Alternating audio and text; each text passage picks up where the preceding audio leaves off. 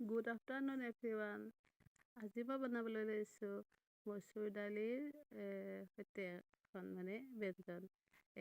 মচুৰ দাইলটো মই ধুই ল'লোঁ আৰু ইয়াতে মই বিলাহী অলপ কাটি দিলোঁ, তিনিটা বিলাহী কাটি দিলোঁ আৰু মই আদা নহৰুৰ পেষ্ট অলপ দি দিছোঁ আৰু কেঁচা জলকীয়া, নিমখ, হালধি, জিৰা গুড়ি, ধনিয়াৰ গুড়ি, জালুকৰ গুড়ি আৰু এনেকৈ যিখিনি মছলা দিব লাগে আৰু এনেকৈ অকণমান জলকীয়াৰ গুড়ি দি দিলোঁ।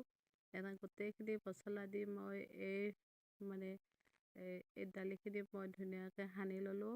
সানি একদম ভালদৰে একদম মোহাৰি মোহাৰি সানিব লাগিব যাতে গোটেইখিনি মিক্স হৈ যায়। এনেকৈ মই সানি ল'লোঁ আৰু ইয়াতে মই ঠাণ্ডা পানী দিম এতিয়া।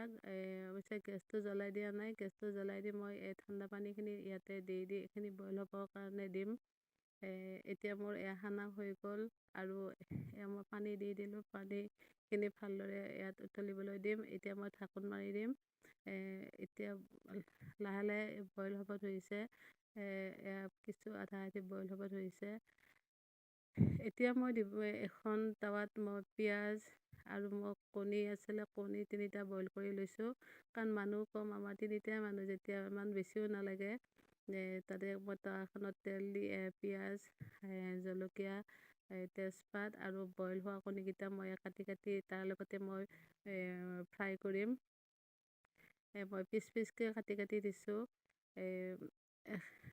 কাটি দিলে এনেই ভাল লাগে, গোটা গোটা দিলে অলপমান সেই হয়। এনেকৈ মই গোটেইখিনি কণী ইয়াতে মই পিচ পিচকৈ কাটি মই এইখিনি ফ্ৰাই কৰিম এতিয়া। এনেকৈ ফ্ৰাই কৰি লৈ মই এই দালিখিনিৰ লগতে দি দিম বাৰু। লাহে লাহে ফ্ৰাই হ'ব ধৰিছে আৰু মছলা যিহেতু মই তাত দিছোঁৱে আৰু মই বেলেগকৈ আৰু মছলা দিব নালাগে। আৰু অকণমান মই এইখিনিত নিমখ অলপ দি দিলোঁ।